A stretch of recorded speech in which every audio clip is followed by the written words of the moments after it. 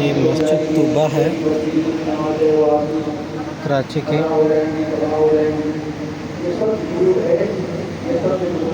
इस मस्जिद की खूबी यह है कि ये देखें कितना बड़ा हॉल है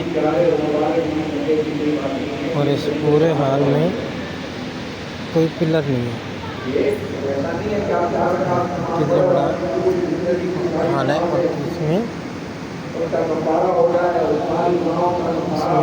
कोई पिलर नहीं है।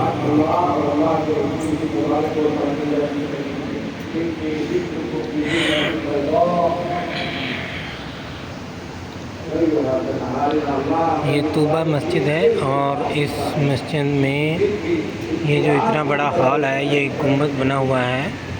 इस गुंबद में कोई पिलर नहीं है। ये पुरानी मस्जिद है और फ़न तामीर का एक बेहतरीन नमूना है। ये इतने बड़े गुंबद कोई तकरीबन 4 कनाल या ज़्यादा 8 कनाल शायद हो,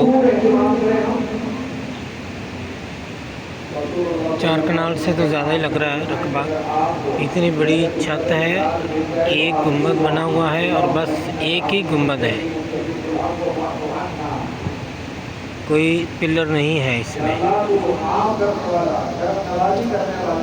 देख